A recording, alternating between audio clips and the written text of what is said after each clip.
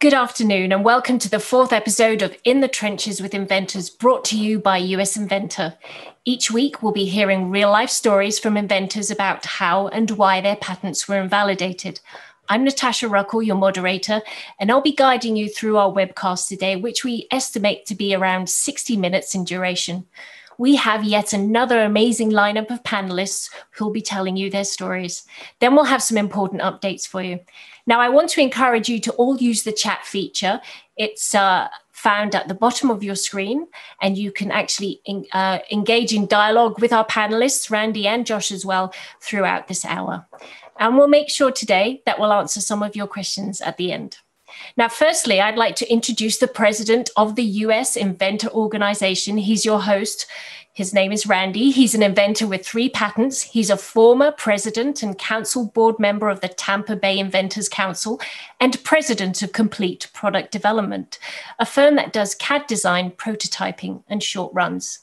Now, at US Inventor, Randy works tirelessly with inventors across America, enabling a grassroots effort to restore the rights of inventors. So, Randy Landrenot, over to you. I like the way you say my name, Natasha. That's how people in France would say it. In Louisiana, we just say Landrenot. I'm probably like a lot of inventors. You become an inventor, and at some point you realize, hey, I can invent things, and you start looking into it, and you find out about patents, and you find out about other types of intellectual property, and you find out about the history of America and how America has been so different than the rest of the world, and why America has been the lead innovator in the world. Because of this fabulous patent system that was created from the very beginning of our country, and the rights of inventors, and how important inventors are to America, but to all of mankind, and how it fits right into the American dream and all that stuff. And when I found out that large corporations were working very hard to make it much harder, if not impossible, for an inventor to stop them from simply taking what you had invented and patented, I became outraged. And first of all, it was shocking. But when I saw what they were actually doing and how they were doing it, they have huge amounts of money. They have teams of lobbyists who put together false narratives and get legislation moving in Congress and passed. In fact, in recent years, they've gotten extremely effective at getting legislation passed.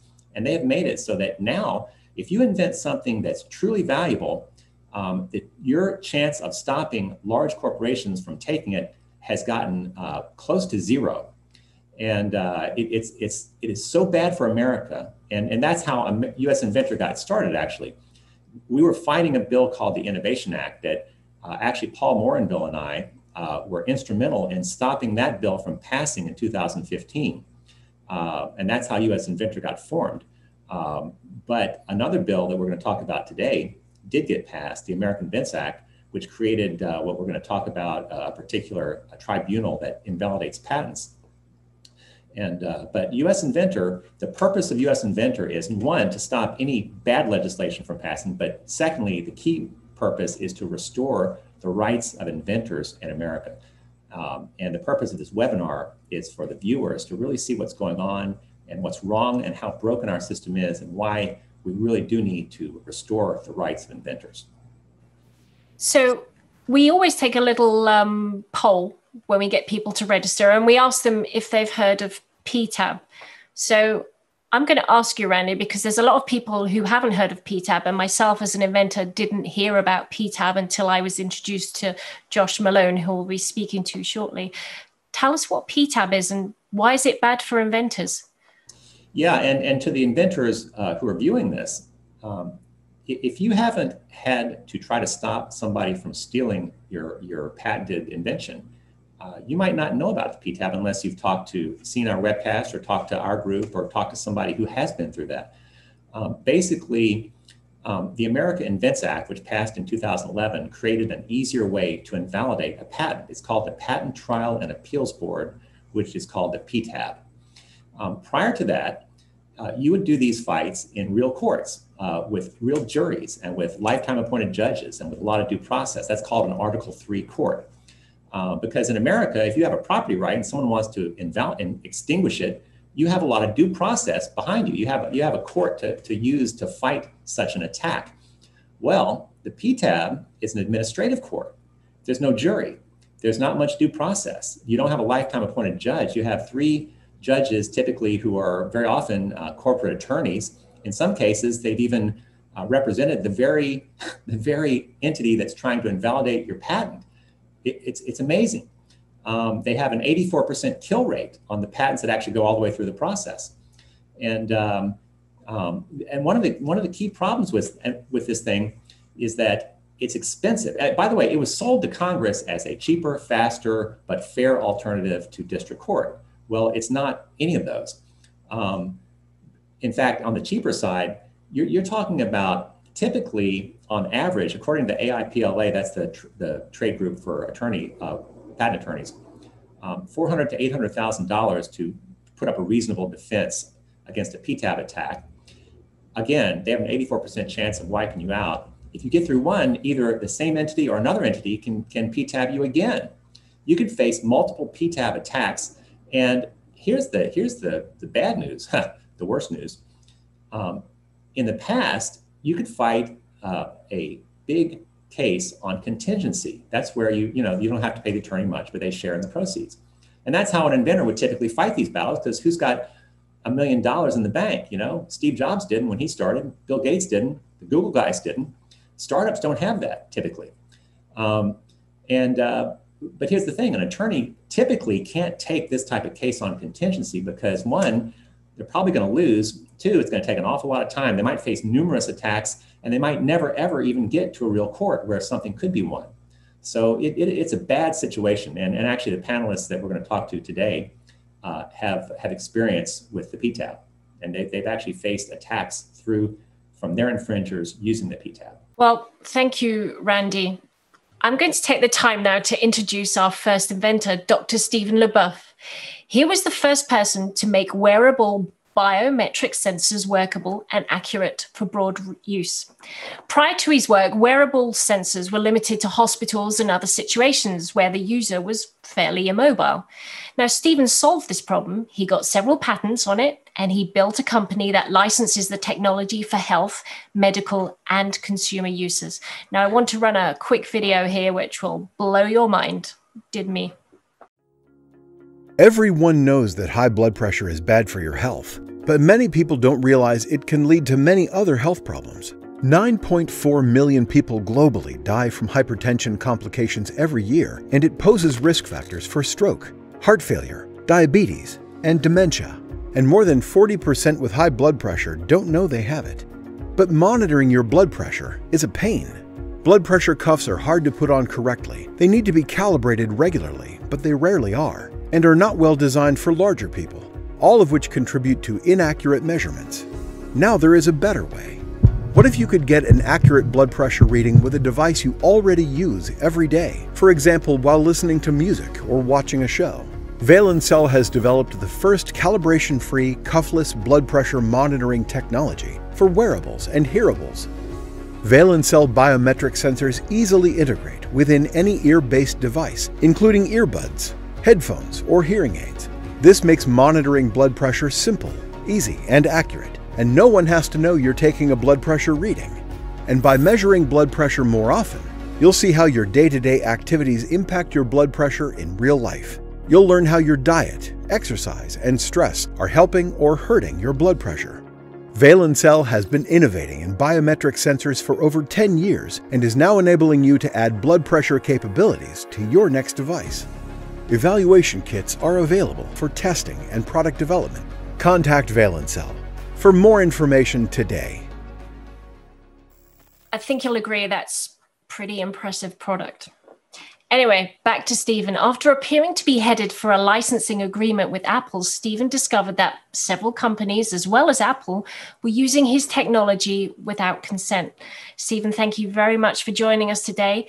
Would you like to tell us what happened and how you tried to stop these infringers? Thanks for your time here. Yes, when Valencell started the company in 2006, there were no iPhones, there were no Fitbit devices. And we had this vision, this good all visage, this big face of it all, that the world would be able to keep track of their health and do interventions and changes and get even targeted therapies based off feedback from their own bodies and devices they already wear. And that was the big dream. But the technology didn't exist. So it really forced us to develop that technology first. And we realized we needed to be a technology focused company because the technology didn't exist. Now that means you have to file patents and there has to be a way to protect them.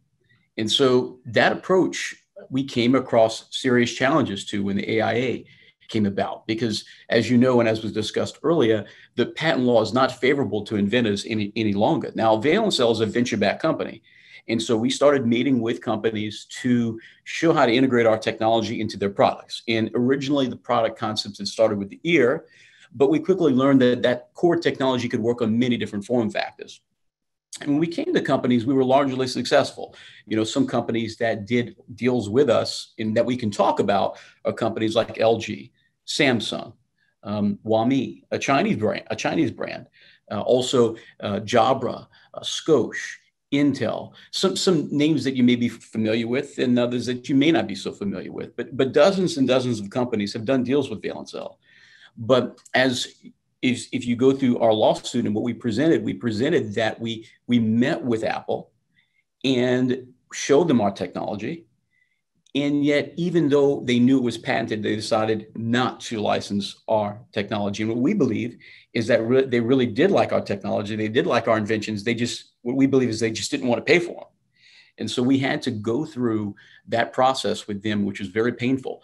And we decided that we needed to protect our patents, not just for ourselves and our business, but our customers. I mean, we've got so many customers out there, and they needed to know that somebody was going to fight up for their investment in Valencell. And so we did this. And of course, one of the things that happened is we were Ptabbed. And not only were we Ptabbed, there's a great article about how this article showcases how Apple weaponized IPRs against Valencell.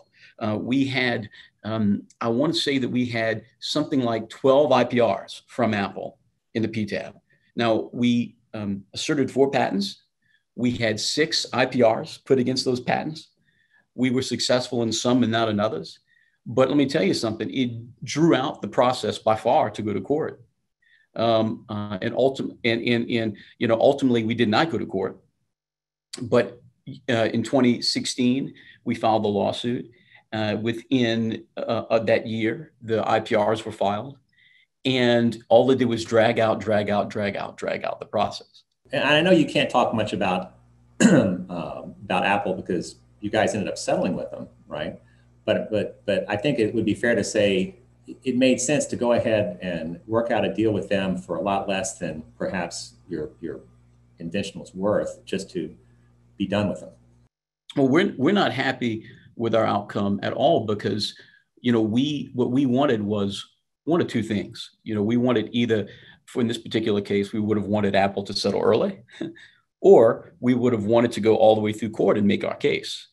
And, because of the fact that it made sense to do so, we did. And the reality is that, we had 6 IPRs put against the patents we asserted, but 6 IPRs were put against patents that we never even asserted. So now you can imagine we have this big portfolio and we have attacks on not just the patents in suit, but we have attacks in the Ptab against patents that are not in suit. Now, it turns out some of those didn't get instituted. Let me say something about what Stephen's describing here.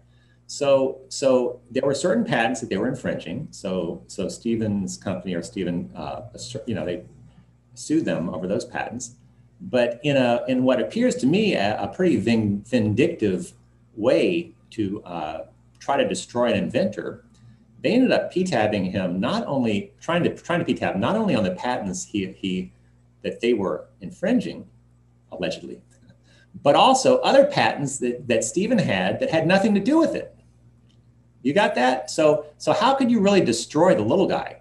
Let's use all the money we have, which he doesn't have, and let's just try to drive him into the dirt by suing him on all this other stuff, because the way the Ptab is set up, you can try to invalidate any patent. It doesn't have to be something that you have standing for. That's where, to any of our viewers, I know we don't have a lot of attorneys watching this, so attorneys know that in most cases where you sue somebody over something, you have to have standing. Standing means maybe, in a case where you sue them for infringement on something, well, then they have standing regarding that patent. they have to have a reason for wanting to destroy your patent. Well, with Ptab, they don't have to have a reason. Anyone can do it. I heard of a case where a disgruntled ex-wife tried to invalidate her ex-husband's patent using the Ptab, right? So it's, can you believe this? Anyway. God bless America.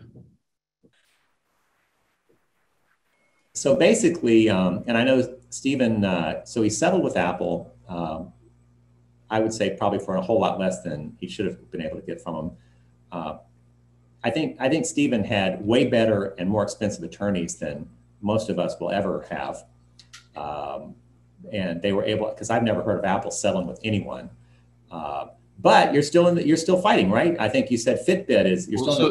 So it is true that Apple settled with Valencell, but we're still in the situation in the Ptab now with Fitbit. So Fitbit joined those IPRs, and so now some of those claims made it through the Ptab. Fitbit appealed those. The court has pushed some of those decisions back onto the Ptab. So now we're back in the Ptab process again with Fitbit. Basically, you're looking at millions of dollars worth of various types of litigation, and it could go on virtually forever. I mean, there are other companies that could decide, if you decide to try to stop them, let's say some of these guys you're licensing to, they decide to infringe, you try to stop them, they could take you to the Ptab as well. So this is why, and of course you're in a position, unlike a lot of inventors, where you've got some funding behind you and you have some money to fight them, but I imagine it's still pretty painful. Oh yeah, absolutely. And we did what we felt we had to do, and I'm glad we made those decisions, frankly. And by far, our experiences with the Ptab were negative.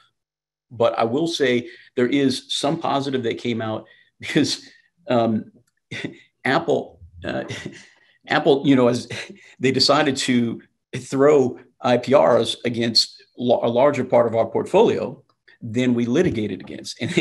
And they totally failed in some of those, which strengthened the value of those patents in the marketplace. So we did get some positive outcome from that, but by far it was a negative outcome, because it delayed our time to get any recompense for what happened to us.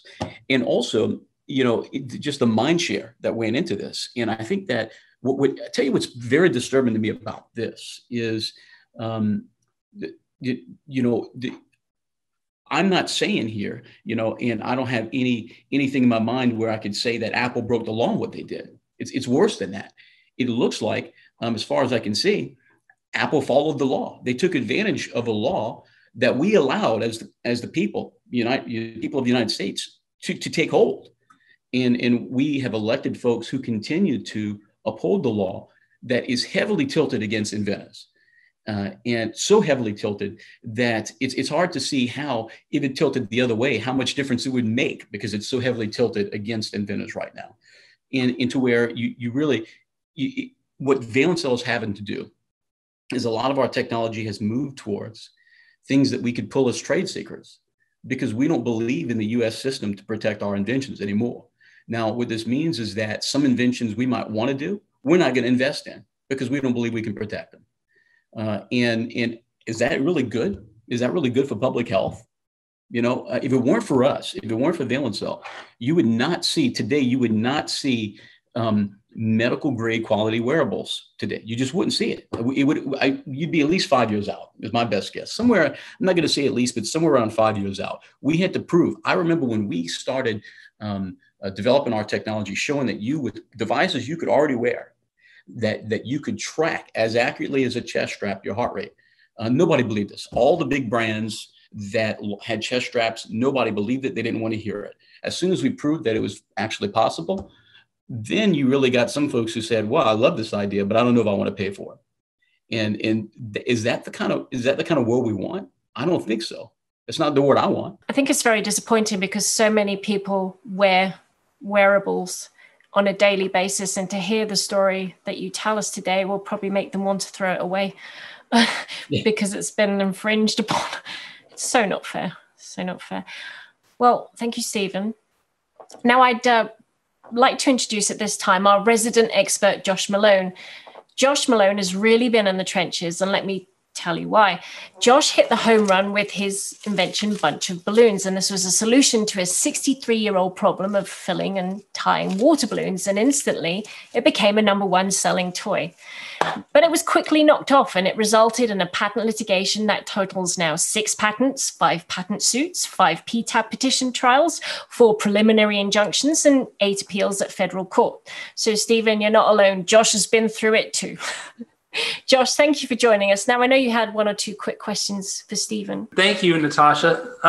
Yes, Stephen, your story is really, it's been really upsetting for me. I've been tracking it for some time. And, the idea that the Ptab is for small businesses to fend off those big corporations that are attacking them is a complete farce, right? You're the little guy trying to break into a market that's dominated by stale, stagnant, big tech companies. In our case, we arguably created that market. We created that opportunity.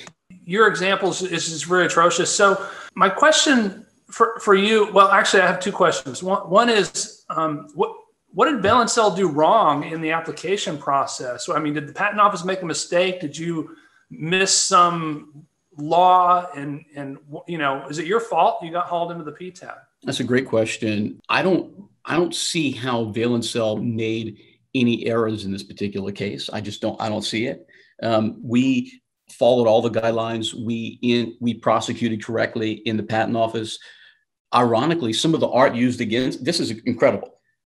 The art used against us to invalidate some of the claims, that art was presented to us in the USPTO during prosecution, and that we successfully overcame. So how is it that, you think about this, right? I mean, this art was presented to us. We overcame that art. And then the same art was used as a basis to invalidate those claims. So I don't feel that we did anything wrong. I feel that the system was set up in such a way that it's really hard for people to do things the right way and get through the Ptab. Was the decision of the Ptab on some of these claims that you lost, did they say that what you came up with was obvious, and whereas the examiner had said it wasn't obvious? Is that essentially what happened? The examiner said it wasn't obvious. The Ptab said it was obvious. That's helpful because a lot of one of the myths about the Ptab is that it's being used to correct mistakenly issued patents, and that wasn't either of our experience, it sounds like. The other question I wanted to clarify for the audience is the burden on your company. What was the effect of this burden, efficient infringement of your patents, having to litigate? You're a product development company, and what sort of resource drain has it been having to fight these guys in court where they should have just come to the table in the beginning? So I'll talk about the burden, but one of the things I should mention before is the examiner who was the examiner went through prosecution of many of these claims. That examiner is an expert in the optic space, but none of the judges on the panel were. So that's something to think about as well, and that's one of the things that's being talked about in this case. But talking about the burden, of course, a tremendous burden. First of all, I second guess whether or not we wanted to go up against Apple from the to the very end where we did, but we felt we had to do it, and I'm still glad that we did it. I'm glad that we did what we did. But the burden in the mind share is tremendous, and the resources that we used towards that end, we could have used for other things. And just imagine this now. Vail & Cell was the first company to make truly wearable, truly accurate optical heart rate monitoring technology. And now we've gone beyond that with blood pressure.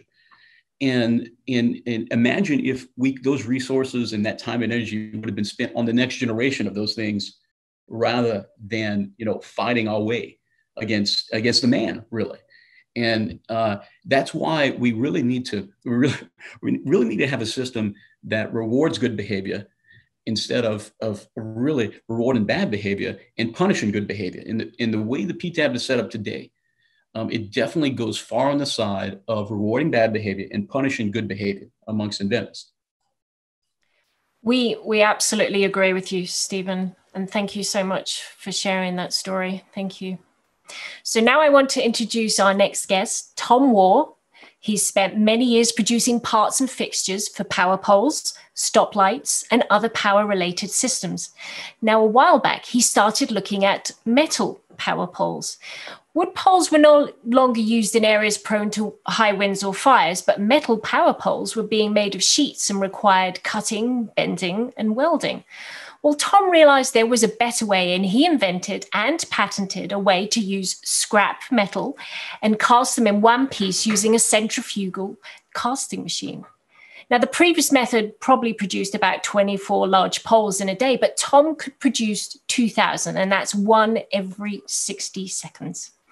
Now, these poles were so much stronger. In fact, when Hurricane Irma hit Florida, Tom's poles were the only ones in the path of the hurricane that survived. Let's have a look at a quick video. Seamless Pole has a patented process for making utility and lighting poles, made in just 60 seconds, built to last 80 years. Our secret? We start with molten metal at 2200 degrees Fahrenheit. At this temperature, the metal acts like water. Here you see molten metal being poured into our rotating mold. The mold is uniformly tapered to produce a utility pole. The mold is rotating at 700 RPM.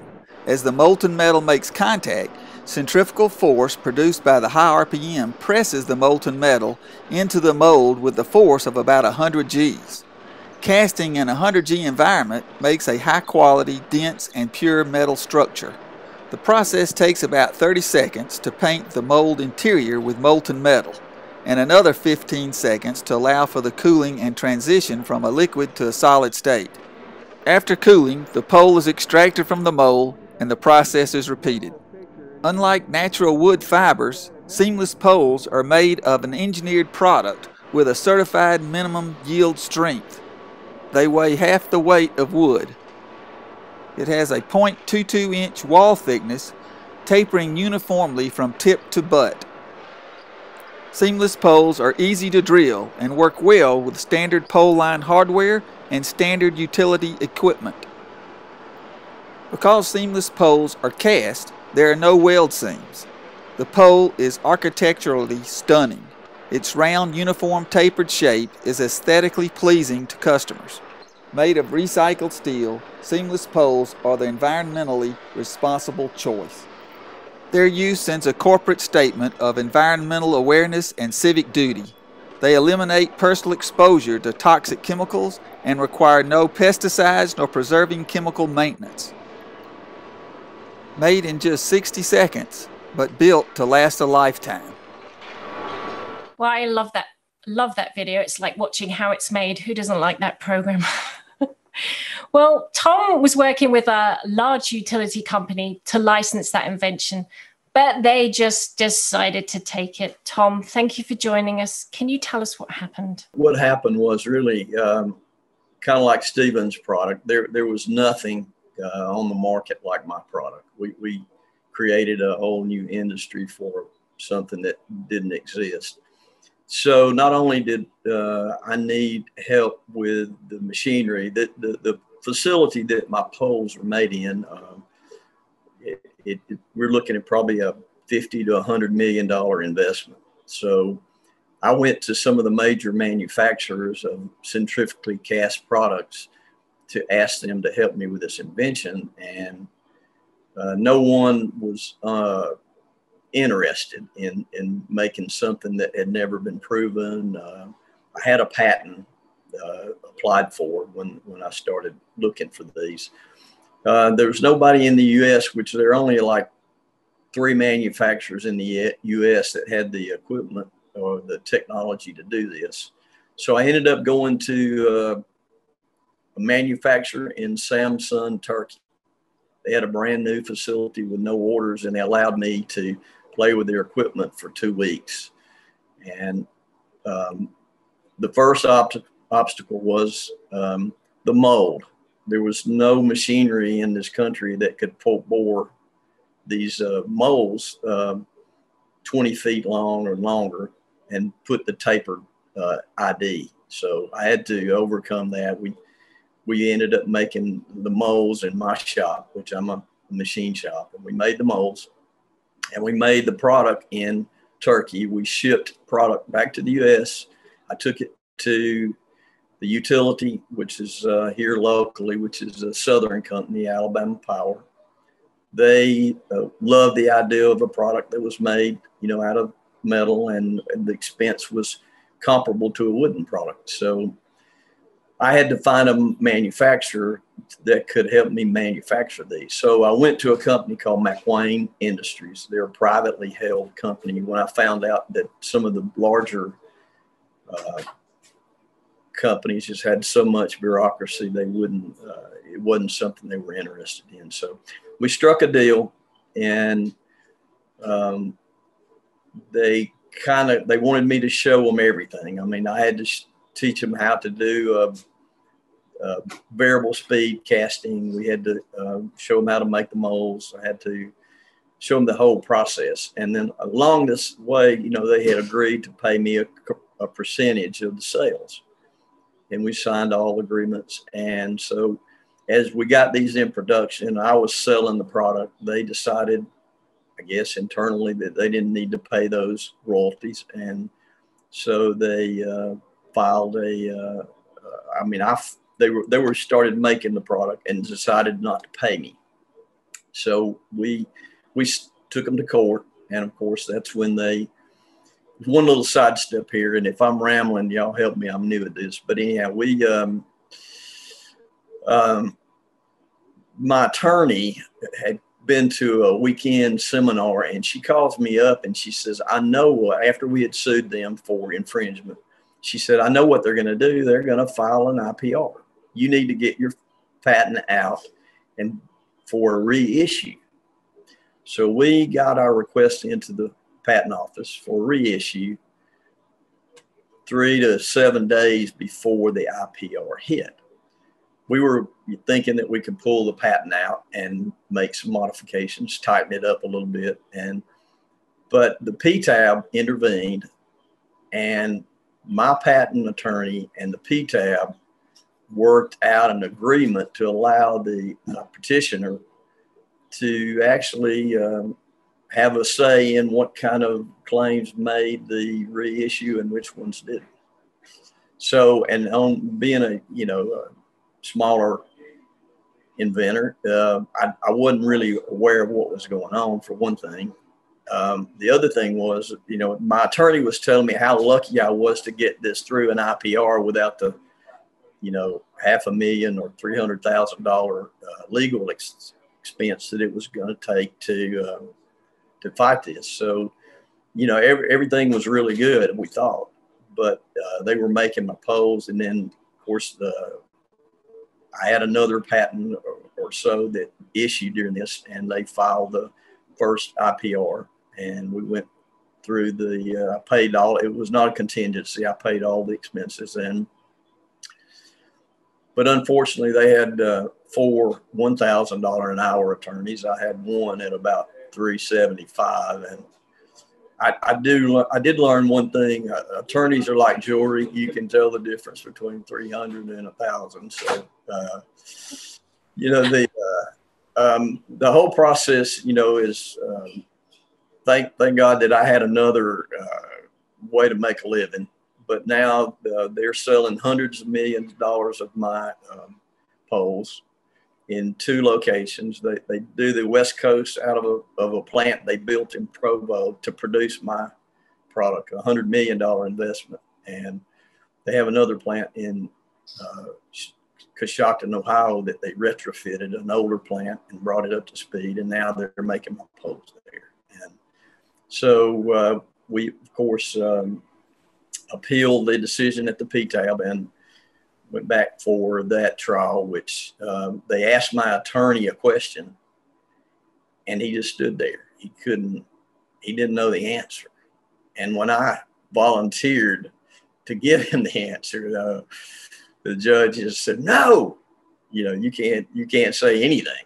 And so I just sat there and watched my investment in 20 years, in my case, of hard work and things just go up in smoke. So basically, I've had, and Josh, has been he's been a cheerleader and different things throughout all this. But where I am now, I've had a patent that was reissued that literally gave me back everything that was taken away in the IPR and in another a patent, but I'm pretty much kind of, I guess, decided to let this thing go because of the revenue that it would take to do it. Is the downside of that might be worse than what I'm going through now. So Tom, that's pretty horrible story. And I know that Randy's got a question for you that he's dying to ask you. Yeah, so the infringer is producing hundreds of millions of dollars worth of this fabulous invention, right? Scot-free. Yeah. Randy, they asked me the other day to another utility asked me to make some products for the infringer to help him produce my poles faster. So boy, talk about putting salt on that wound. I tell you what pisses me the most off about this, Tom, is one of the things that pisses me off about my situation is it's not just bad for us, it's bad for the nation. I mean, now that you know that your invention will not be rewarded, you're much less likely to come up with another invention. Right. So it's like putting a bullet in innovation right there. Right, exactly. Tom brought up something that we've heard before from some of our panelists. You can't talk, here he had a situation where the attorney needed to know something and he wasn't even allowed to say anything. The other side of this too is in a real court with a jury, with a real judge, with due process, I am very confident that he would have won his case and the criminal infringer would have lost and they'd be paying him a lot of money, which he deserves. So, Tom, I want to thank you for joining us. And I just want to let you know that in the chat window, there's a lot of people saying how awful this story is and how terrible they feel. And this story is very common. People's inventions stolen by people with lots of money. It's just not fair. Not fair at all. Thank you. Thank you. So, Randy, we have a missing guest. We normally have 3 guest speakers. What happened to our 3rd guest today? Yeah, so we have another inventor who was all set to be here, but his attorney told him not to. And this is something we've run into with a lot of inventors who want to help the cause, but their attorneys tell them, oh no, keep your head down. Josh has had some experience with that. I know Paul, and God bless him, he's been through another miserable case of abuse from the Ptab. And this is a common theme that attorneys are telling inventors, we got this, just pay up your retainer and we haven't lost yet, so we're winning. And so 10 years later, if you're still paying their bills, they've defined that as winning. And meanwhile, the other side is, they're running PR campaigns, they're building ice skating rinks in Marshall, Texas. They're going to these monthly meetings or bi-monthly meetings with the Ptab judges. They're in Washington, D.C. This is how the big guys play. They've made it all political. And so, for me, I realized this wasn't working. And so when I started to speak out, things started to go my way, believe it or not. That wasn't my intent, but that was the result. So, inventors, this is like anything else. You can't throw it over the wall to your attorneys to take care of this. You're just going to have to dig in and come to US Inventor, learn more about what's going on. Once you miss a deadline or don't raise an argument, you waived it. You gave up. You've surrendered your rights. And so, and I understand why Paul couldn't be here today, but we'll do our best to tell his story, but it's a lot more compelling when the inventors come and speak out on their own behalf. Thank you, Josh. Don't surrender your rights is the message. Yeah. You gotta fight for your right. In so many words. There you go. I feel a new album coming along from US Inventor. The thing is, it is the real people who are being harmed, who are in the process of being harmed and have been harmed, that are pushing this cause and leading this movement. And you guys matter to our elected representatives. I know a lot of people think, oh, they're all our elected representatives are all crooks. Well, you know what? They're not all crooks. And we have the ears of a lot of them and we're pushing forward. So help us. But anyway, for Paul, basically, he's been involved in many years developing products, and in some cases producing them, some cases licensing, some cases both, that relate to drug delivery systems, okay? So as an inventor, think about that. Most of us deal with stuff that doesn't require FDA approval. So there's a whole nother hurdle you got to get through to get something to market. But he's done all that numerous times. And the invention that ended up in the Ptab was a system for subcutaneous infusion of, I think, plasma for patients with immune deficiencies. So this is an area where prior to his invention, a patient would have to go to the hospital and spend 10 or 12 hours for this procedure. With Tom's invention, he can do it at home for about 1/5 of the cost. How about that? We're talking this is what inventors do. We come up with solutions. You know, a hospital doesn't really have an incentive to come up with something that makes a patient not have to go there, right? Just like big corporations, they have their vested interest that they're trying to keep producing income. They're not looking for a cheaper, better way like Tom Waugh just mentioned, right? So this is what inventors are for. We are here to solve problems and make life better for people. And that's what Paul did. And of course, a company that basically wanted to just take it and not license it from them, and a company that had a lot of resources to fight, because that's the key. If they have the resources, now they can fight you forever. And they took him through the process. And I think he told me it was about a 7-year process of, you know, in some cases federal court, in some cases Ptabs. There were several Ptab parts of this fight.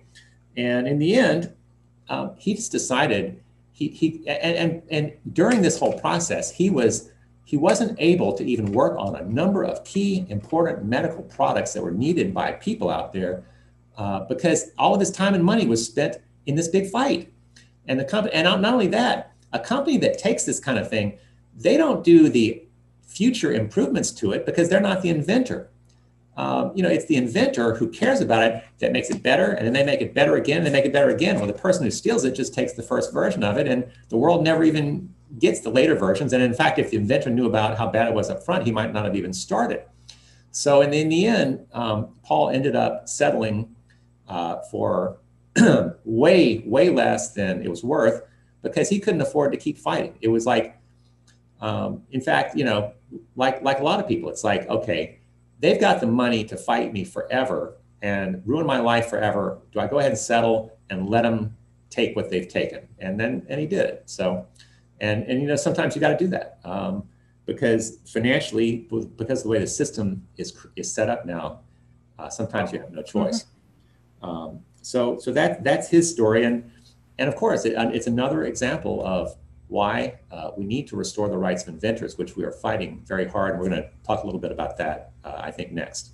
Yes, thank you. I want to keep moving on because I do want to take some questions today.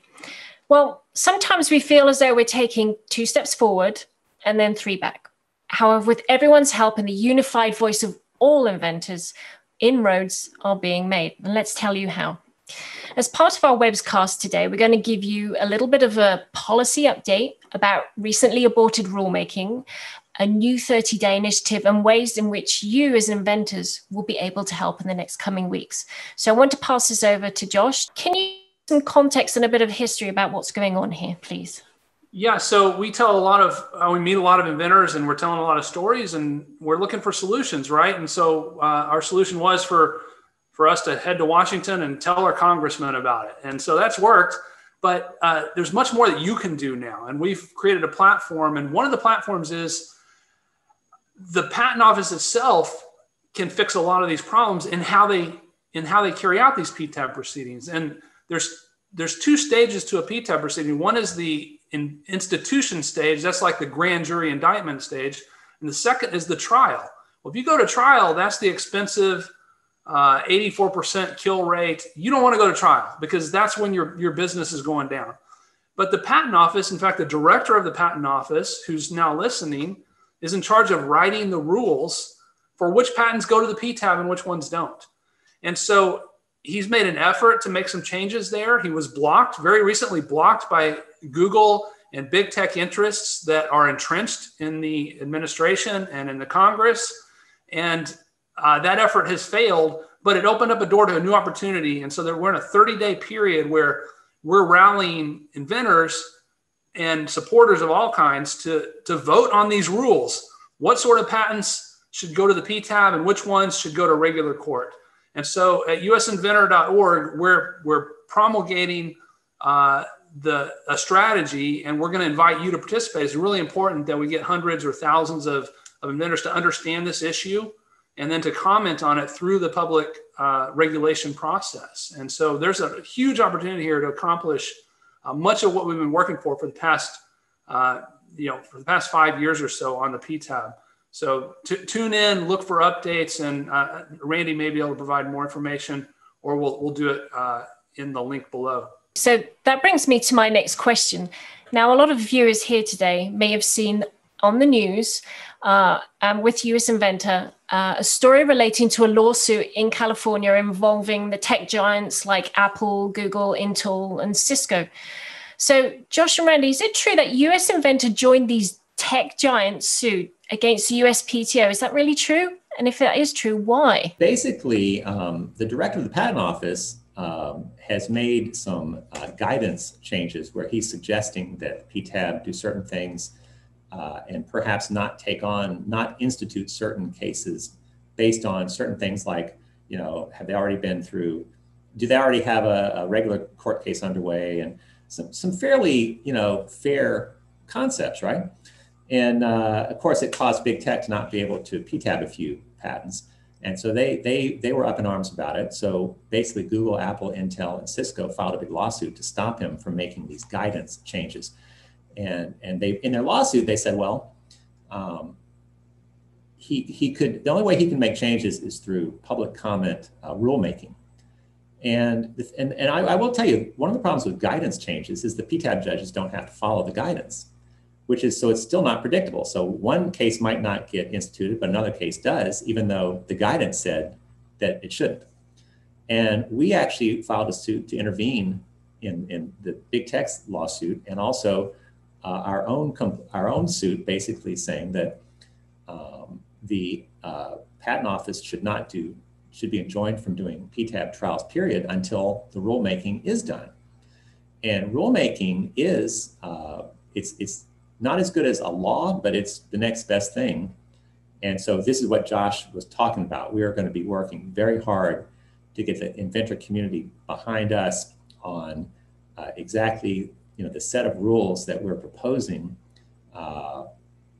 that will actually provide a huge amount of help for inventors. Thank you, Randy. I'm going to take some questions today because we never get to it. So we are today. So I have a question here from Brad. He says, I'm holding off on introducing any product because of how easy it would be to copy. In your opinion, do you think that'd be a good strategy? Let's start with Stephen. If you think a product is easy to copy, I would definitely hold off. If you think it's easy to copy, I would definitely hold off unless you think you could run with it quick. If you have, for example, if I were in Tom's case and I were a machinist and I had maybe a way to rapidly produce a number of items, I might go ahead and do it. Try to get as much out there as I can. But if you don't have those resources, I really think you should question whether you should go through the expense of filing a patent on it, because they will rip you off and it will be expensive. So unless you have a few $100,000 that you're ready to fight for, then you might really not want to do it. Randy, I can see you nodding your head. Do you want to add to that quickly? Here's the thing. If you file for a patent, it's going to take a few years to get it, unless you do the more expensive route. Here's the positive viewpoint. I think we're going to get the changes made that will restore, if not all of your rights as an inventor, at least enough to make it worth getting a patent. I'd say go for it, but help us win the battle. All right, I'm going to ask the same question to Tom. If the product's easy to copy, what do you think a good strategy would be? I would think that you'd need to talk with Randy and Josh about this. Josh has got some real good ideas about it, but I'd probably agree with Stephen. Partner with someone. If it's something that you can get made yourself, go out there and make enough money that you can defend yourself when the IPR but I would go, I'm a very firm believer, I don't know why, but we grew up thinking U.S. patents really meant something. And so we need to restore those rights to inventors and help the next generation be more successful we were. Tom, everyone agrees with you. We all thought patents stood for something. They really need to be protected. Right, so next question. Could a license agreement prohibit a licensee from taking the inventor to Ptab? Who wants to answer that one? So I know that that's definitely true. You definitely can do that. It's completely contractual, and you could put that into your agreements.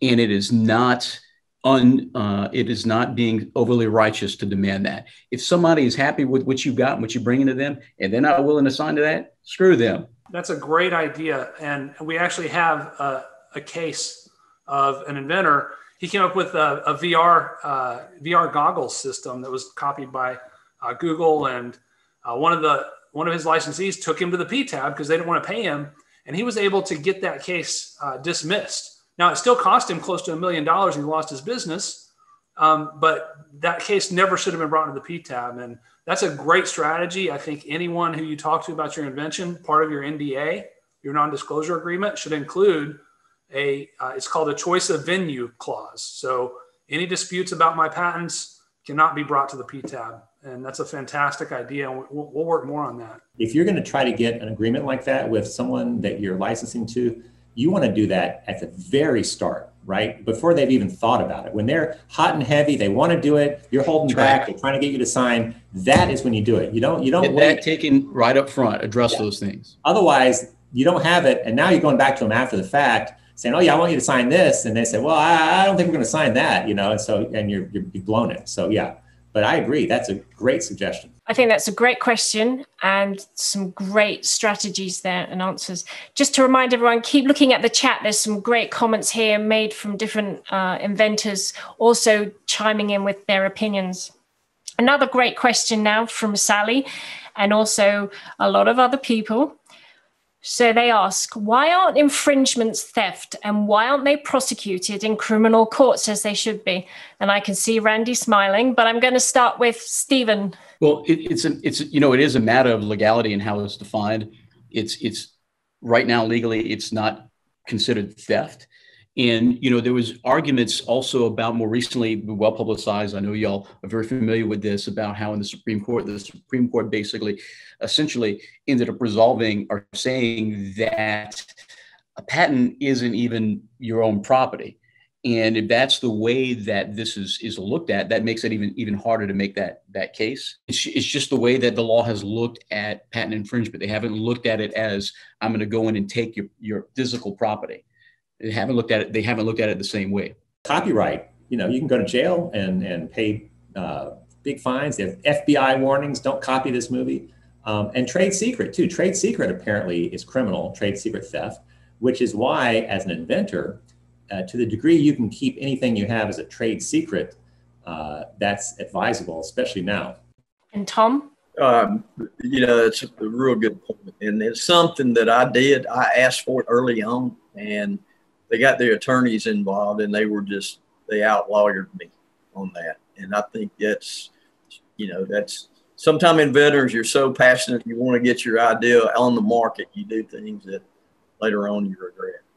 That's, I would say, from past experience, if you, like he says, like Randy said, Stephen, if whoever you're dealing with is if they're not willing to help you protect your ideas, then you need to don't show them anything and move on.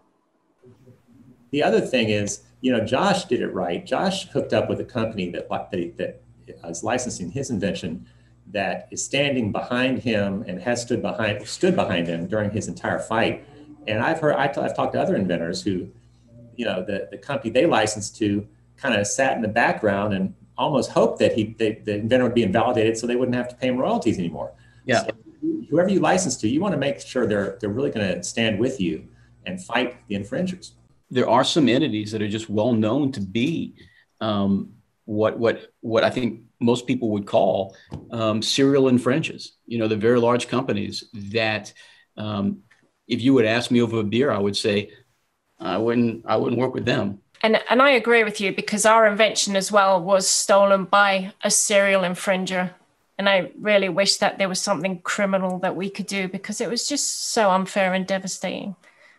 So some great questions there today. Thank you everyone for joining us. Now, Inventors, we want to help you reach out to your members of Congress. And there's a brand new tool on usinventor.org/elections. Let's just run a little video to see how that works. On the US Inventor site, we have a new page called Elections. Simply type in your address and select the button Find My Rep. It will take about 2 seconds to find your results. Press click to email and it will bring up a ready-made form. Simply enter your name, your invention, and then click Update Message below with my information. Finally, click Send Email and you're done. So you can start to engage with your representatives. And then when you start that dialogue, don't forget, Randy and Josh are happy to help and continue the dialogue with you.